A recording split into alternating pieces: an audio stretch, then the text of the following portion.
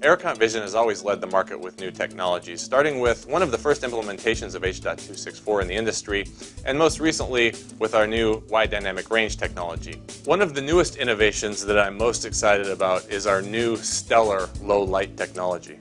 Imaging under low light is challenging because low light scenes have very low number of photons that actually enter the camera and hit the camera's image sensor pixels. As a result, pixels produce low signal levels and consequently very high noise levels. So typical video under low light conditions appear noisy and dark. Now, one common trick in the trade under low light conditions is to increase exposure time. But increasing exposure time is a double-edged sword because although increasing exposure time can produce good image quality, it also simultaneously increases motion blur and reduces frame rate. Now, this would mean any fast-moving object in the scene would appear completely blurred. So, low light imaging is pretty challenging. We took an end-to-end holistic approach in considering all the different components of a camera that affects image quality under low light conditions. I like to categorize these components under three major groups, optics, image sensor, and video processing. In optics, the two main components, of course, are the camera lens and the IR cut filter. The camera lens is important because it is the one that is collecting light in the first place, so you would need the camera lens to collect as much light as possible, which would often require fast lenses with low f numbers. In terms of IR cut filter, we need to make sure they have very high transmission efficiencies within the pass band and very carefully designed bandwidth so that it allows visible light as much as possible without letting infrared light sneak through into the pass band.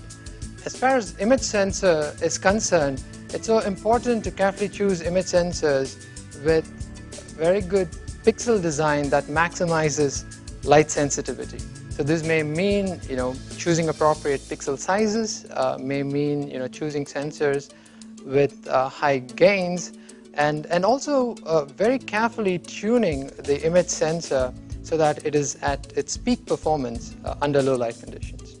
The third component includes a patented video processing algorithm which performs a 3D video noise reduction to improve image quality under low light. Stellar stands for spatio-temporal low-light architecture. Now, to understand Stellar, we need to think about video in three dimensions, the two spatial dimension and the one temporal dimension. What Stellar actually does is it considers multiple frames into consideration and processes them in a way to increase image quality without causing any motion blur. Unlike standard video processing algorithms, Stellar performs 3D filtering with three main advantages. One, low 3D video artifacts such as motion blur.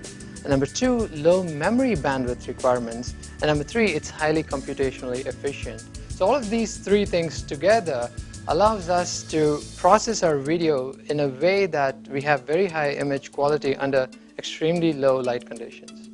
When we say very low light, we're talking about light levels that are under 0.01 lux. To put this number in context, the light level at night from a full moon ranges between 0.3 to 1 lux. So this means that the light levels we're talking about for Stellar is about 100 times smaller than the light level from a full moon. Some of the other advantages are Stellar technology enables reducing bitrate under low light conditions. This also leads to reducing storage requirements for low light videos. The first Aerocont Vision products to hit the market with our new Stellar technology will be the Megadome 2, the Megaball 2, and the Megaview 2.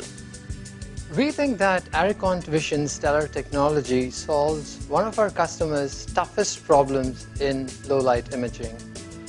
By producing video with high image quality under low light while simultaneously reducing bitrate and storage requirements, Aerocont Vision Stellar technology is redefining possibilities in low light imaging.